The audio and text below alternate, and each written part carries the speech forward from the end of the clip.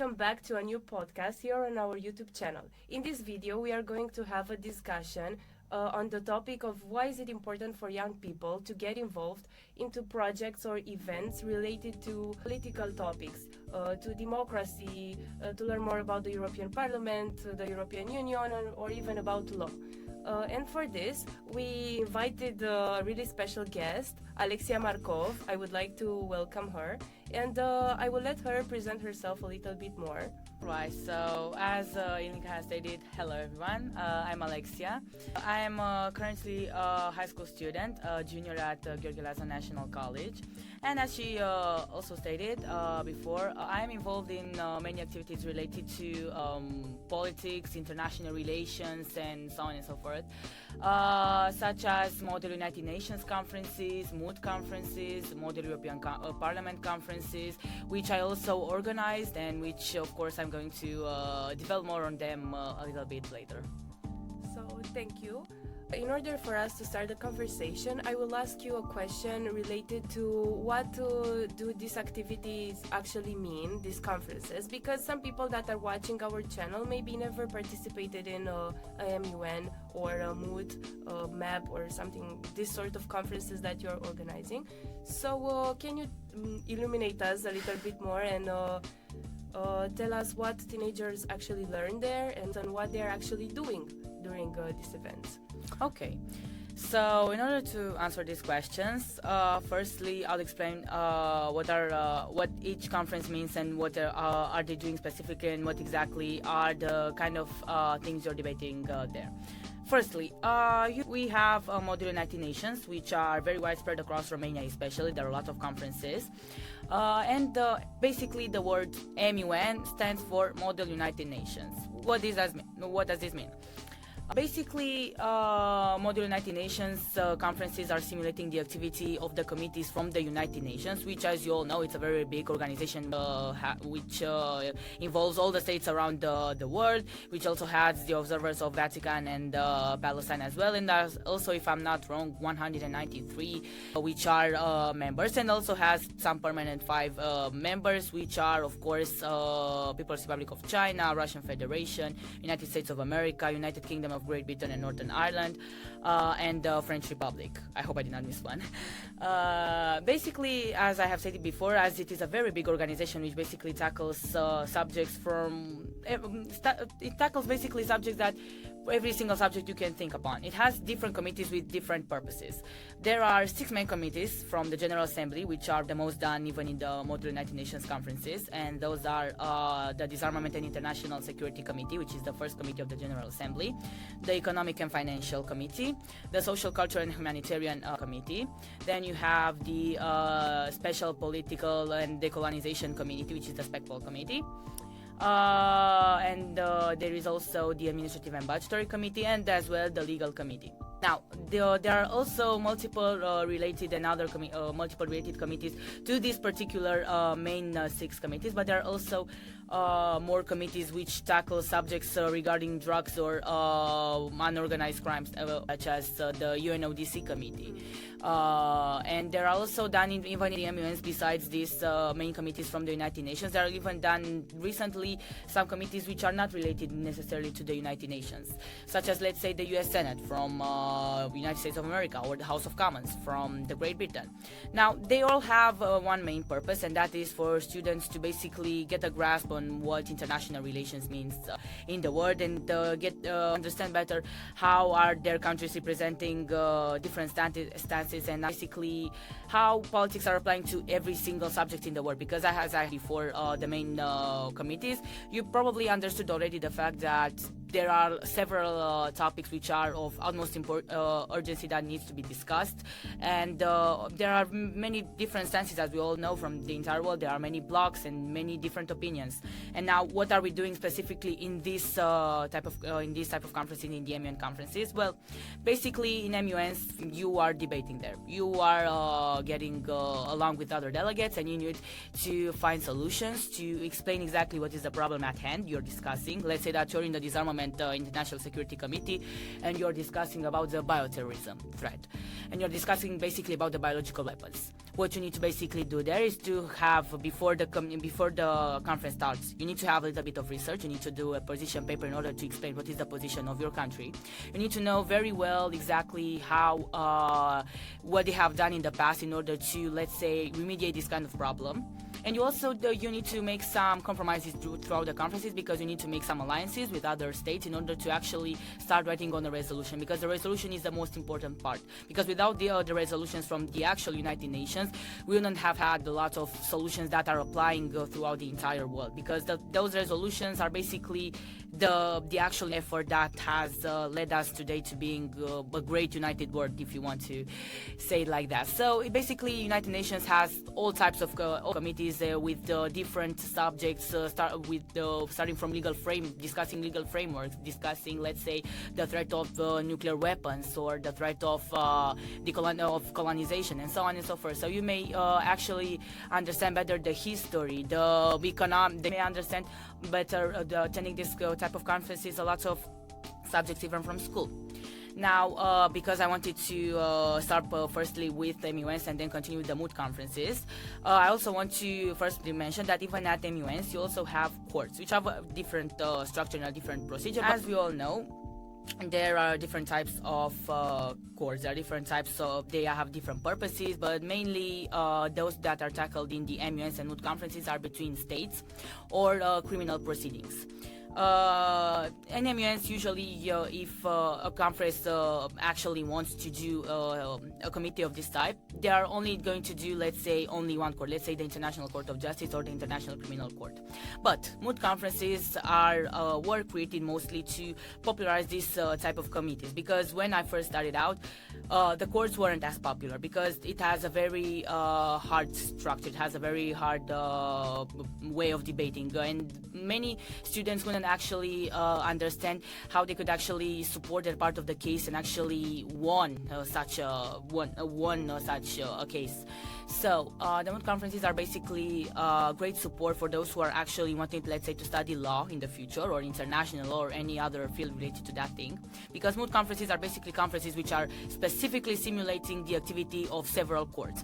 Now, right now, it's a trend, let's say, in the mood conferences to even invent some more fantasy courts, such as, let's say, the Revolutionary Tribunal for the French Revolution, regarding the process of Marie Antoinette and the King Louis the 16th. But even though that tribunal didn't quite existed, or such, there are even other types of courts, such as Roman Inquisition, which can tackle, let's say, the trial of Galileo Galilei, because I chaired this type of committee. Even though these type of courts are not existing, they are basically enhancing some skills of and strengthening some skills of the students who are actually wanting to learn how to support a case and to actually present their arguments and actually try to understand exactly how this world of trials is going on. But of course, you have the traditional courts, such as the International Court of Justice, such as the International Criminal Court, some national courts, such as the Crown Court from the United Kingdom, the Supreme Court of the United States. So they are basically more for the law passion kind of students. And of course, we have the MEP conferences, which stands for Model European Parliament. Now, there are also, this it basically has the same purpose as Model United Nations conferences does, and has similar committees. So if we want, we have, let's say, TRAM and FEM committee, which can mostly associated, let's say, with the CSW from the United Nations, which are committees basically talking about the rights of women, especially. But they are at a much smaller scale, because of course they are only with they are not representing countries. They are members of the European Parliament, and basically there are members of the members of the European Parliament are from the countries from the European Union. So it's more limited, let's say, and you don't have that many stances as you have in the Model United Nations conferences, because the European Union countries basically have more or less stance and more or less the same kind of views when you have over 150 states, of course, you don't have the same views, and that's why it's very important for students to actually go out and represent as many countries as they can in the MUNs. But Modern European Parliament conferences are also very well organized and structured, because it's very interesting to see exactly how the political wings apply in certain countries, and how they can be represented through the real members of the European Parliament. So that's basically what they are doing at this type of conferences. Most of all, they are debating, of course, but at the end of the day, especially, they should also resolutions, a piece of paper which can attest that they actually achieved an international something meaningful, and that they achieved a compromise, they achieved some effective measures in order to solve, let's say, or mitigate the problem at hand that they're discussing. Now, of course, in the mood conferences, the judges are basically learning how to write a judgment and to actually learn how to take a very important decision. But mainly, this is what you do in this type of conferences. Things which are basically meant to, let's say, acknowledge the importance of the international effort done by all the countries. Thank you for your really detailed answer. You mentioned absolutely everything possible about the way you organize and the way they are organized, these sort of events. So we are going to move to the next question. We are going to focus more about the lessons and the values that you learn during these competitions, conferences, events, you name it. So tell me, what are the most important lessons or the most important skills that you learned by participating in this sort of projects, and also when did you start? Okay, firstly, I will talk about the most important values, because this is what I also want to also understand, because there are many students who are coming to this type of events and are not particularly understanding how to behave there, because of course at the United Nations, and you have diplomats, you have basically delegates who are highly trained, and they are highly formal and highly diplomatic. And so that's, let's say, them are the members of the European Parliament, and so are the advocates or attorneys from courts, and even the judges or justices. That's the most important value that I learned, and I consider that everyone should actually learn by coming through to this type of conferences, is basically the diplomacy. This is the first thing that someone needs to achieve in order for them to actually have a little bit of success, or actually understand what be involved in this type of field. Because it is very hard, let's say, for teenagers to be diplomatic at all times. We all tend to make faces sometimes. We all tend to be contradicted or confused by what someone says, and we all tend to, especially if we're putting a lot of passion into them, we all tend to be a little bit sometimes to try hard. And we as teenagers probably were not maybe the most diplomatic people you may imagine. But by attending this type of conferences and getting accustomed to certain rules of procedure that you must follow, by being respectful to other people, and because that's what diplomacy means to actually be able to work in a team, to make some, in order to have the same goal, in order to achieve the same goal. Because at the end of the day, most countries want to achieve kind of the same goal, and that is to maintain the overall peace. And that's what teenagers should aim to do. Because there is also a very funny joke that I kind of like, which I also tell the delegates that I chair, because right now I'm mostly going as a chairperson, and that is that we are at United Nations and not at divided nations. Mm-hmm. That's what I want to. That's what I usually tell them, in order for them to actually understand that it's not okay when you are highly others only for you to be remarked. It's not okay only for you to work on a resolution, or only you to work on the bench, an advocate at the court. You need to the others. You need to respect all people's opinions and all the countries' opinions first and foremost. Even, let's say, if you're representing a more eastern country like Democratic People's Republic of Korea, like North Korea, let's say, you still need to not be aggressive towards the other delegates. So when you need to actually make the point of your country well understood.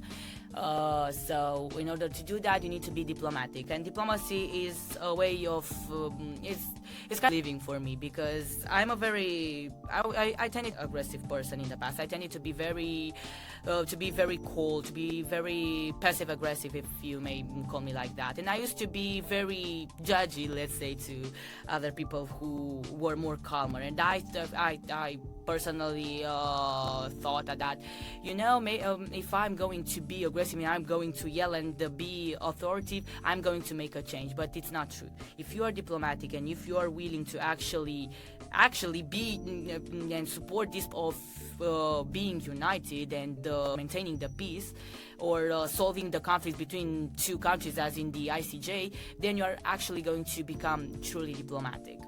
Now, another very important skill, as I mentioned, that can be basically compared to diplomacy, is basically to work in a team. It's very important to make compromises while you work in a team. It's very important that this type of conferences, when you are working on a resolution, when you are working towards a judgment to reach a conclusion in the mood conferences, when you are basically talking about, in every single type of conferences, you are learning how to achieve the goal by respecting your stance, respecting your wishes, but by also taking into consideration what others say. This is also a very important thing, which can be correlated to the diplomatic side and the diplomatic skill that you need to achieve.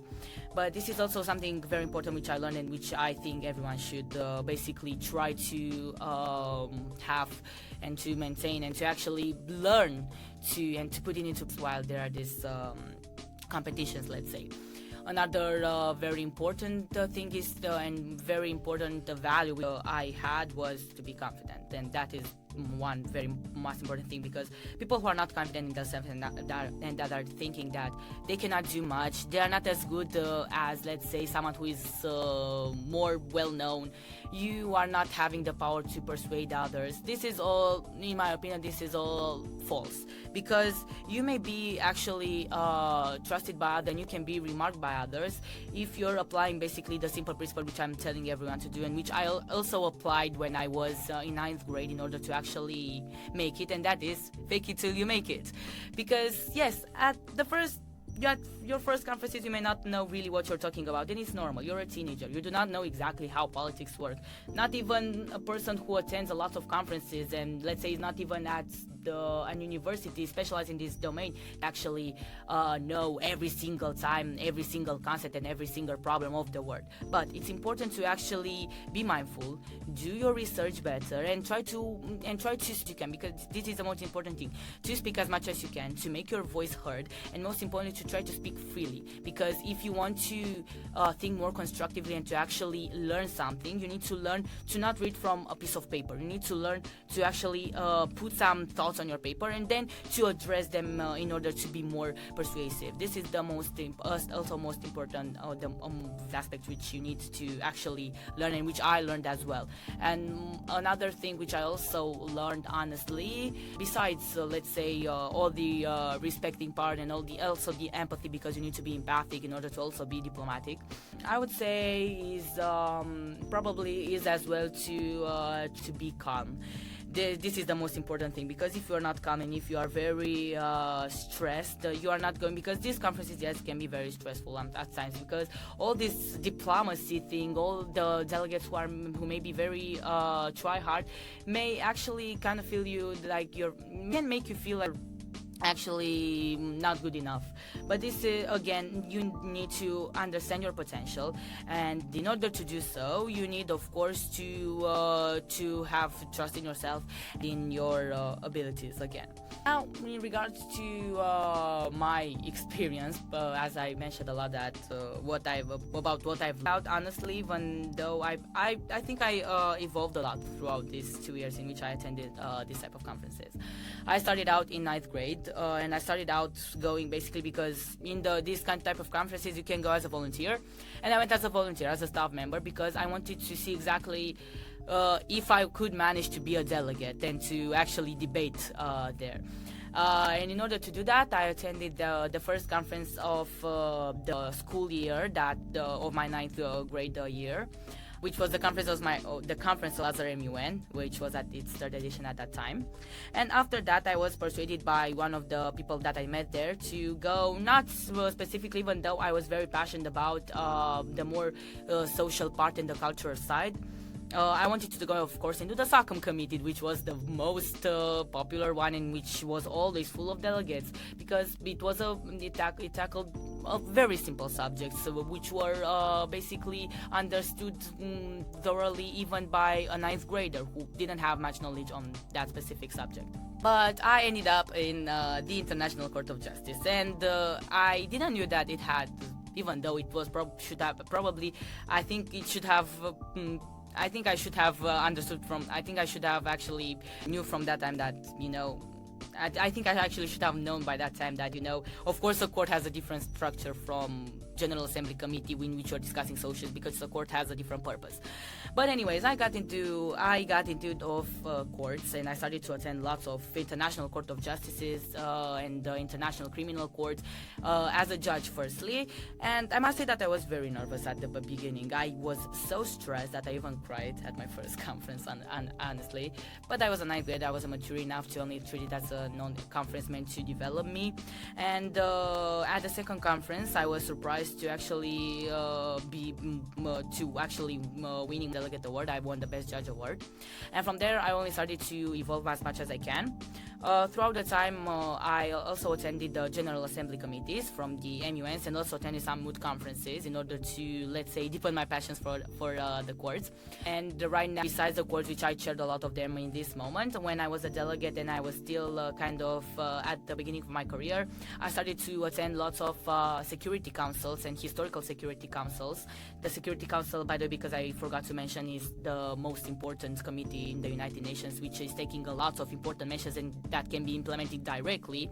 It also have a lot of peacekeeping missions in the war zones and very affected zones right now by conflicts, especially in Africa. Let's say the United Nations peacekeeping missions from the Security Council side. Security Council, I believe, is very important right now in the world.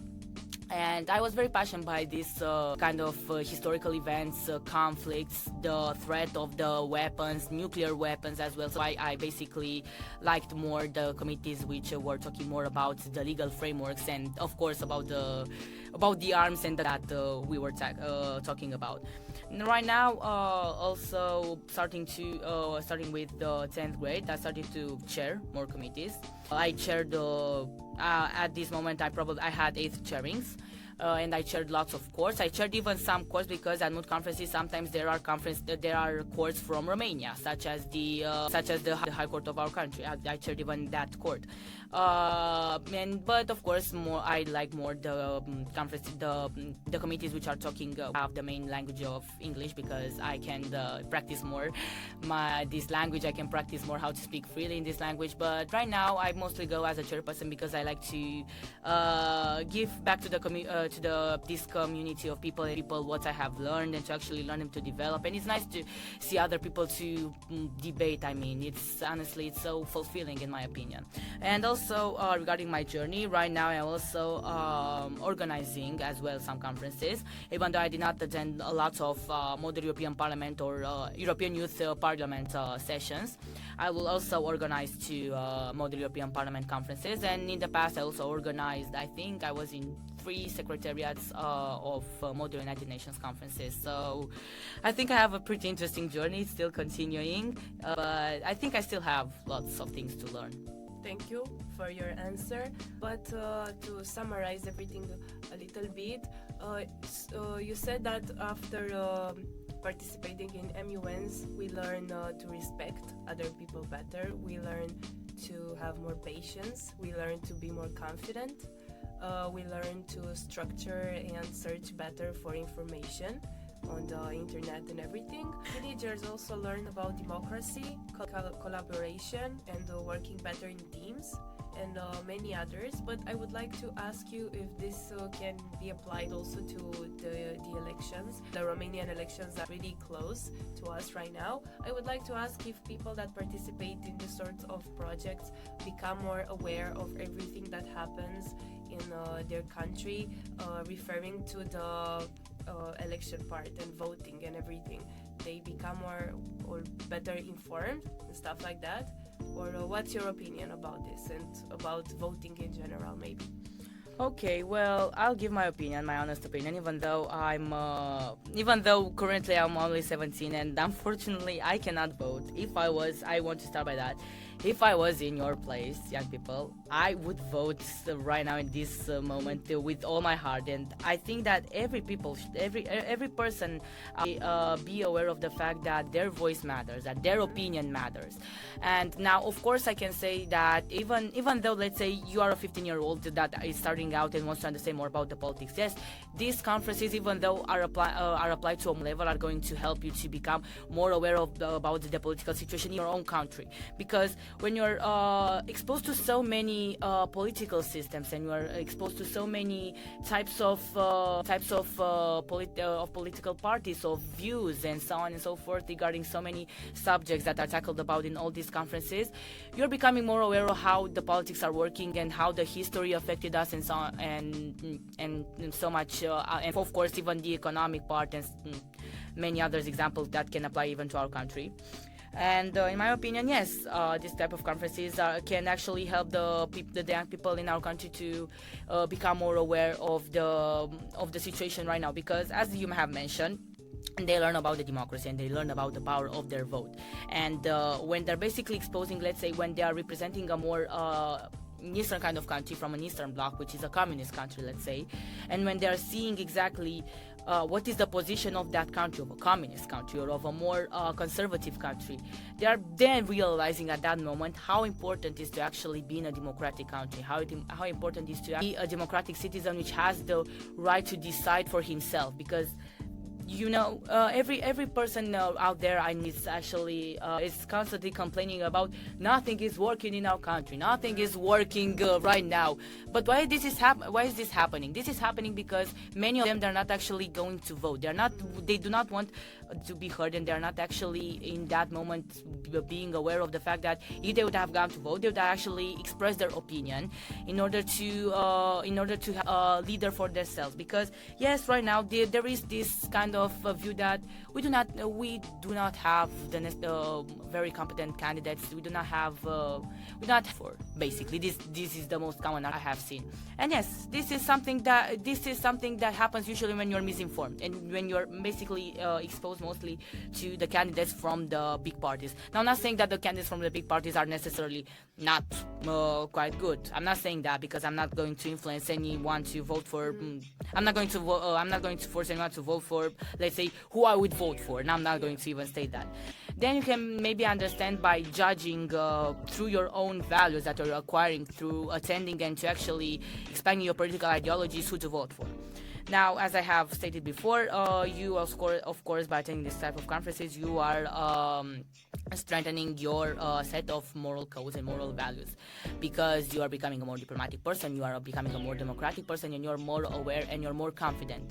Now, of course, I think that the teenagers who are now actually attending this type of conferences, I think they're more aware how important their voice is, because they have experienced, let's say, how it is to not speak, let's say. And it is very important. And then when they have the option to vote, and when they are actually informed about candidates, and they are analyzing their profiles, and they're seeing exactly who is the most fit for this position of the president of our country, then they're going to realize, and they're going to talk more about how important it is to go to vote. But I want to put it as it is in order to conclude my argument why exactly these conferences can make the teenagers be more aware of the vote. And now this is especially for the teenagers that, let's say, have been in this community for a while, have not attended this type of conferences, but are, let's say, over 18. Now, about this. Politics are applying to every single aspect of our lives. They are influencing every single aspect of our lives, even if we like it or not, because I have heard many people that I don't want to get political, I don't want to have any political views, I don't like politics. you, unfortunately, even if you like it or not, you need to be aware of some concepts. You need to kind of like some things or appreciate some things, because every single aspect of our lives, from the food we eat, from, let's say, this right room we are in, because let's say it was built from some money from the people who are building, and of course this is also politics. Everything is politics, basically. Even this glass of water, let's say, the water was decontaminated in order for me to drink, is even politics, because they're entering in some programs managed by our government. Everything is basically politics. So if you want to actually be satisfied about your country's leaders, you need to be informed, and by learning how to be informed and how to actually see exactly what are fake news and what are real news, and by being informed about the overall situation across the world. So basically, by having these